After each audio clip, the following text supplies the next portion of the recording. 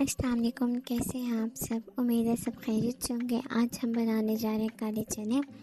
کالے چنے میں نے پہلے سے ہی ابال کے رکھ لیے تھے۔ اب اس کے لیے ہم نے لیا ہے آئل، جس کو گرم کر لیں گے۔ ایک بڑا پیاز فائن کٹ کیا ہوا، جسے ہم اچھے سے فرائی کر لیں گے۔ اس کے فرائی ہونے کے بعد ہم اس کے اندر ڈال دیں گے ادرک لہسن کا پیسٹ، ایک بڑا چمچ، 2 سبز مرچیں باریک کٹی ہوئی، اور ایک بڑا ٹماٹر باریک کٹا ہوا۔ اسے ہم 2 منٹ تک اچھی طرح بھون لیں گے۔ اس کے بعد ہم اس کے اندر ایڈ کریں گے اسپائسز، جس میں ہم نے ڈالا ہے نمک، ہلدی، گرم مسالہ پسا ہوا، سوکھا دھنیا پسا ہوا، کالی مرچ پسی ہوئی، کلونجی اور کری پتے۔ اب انہیں 2 منٹ تک بھون لیں گے۔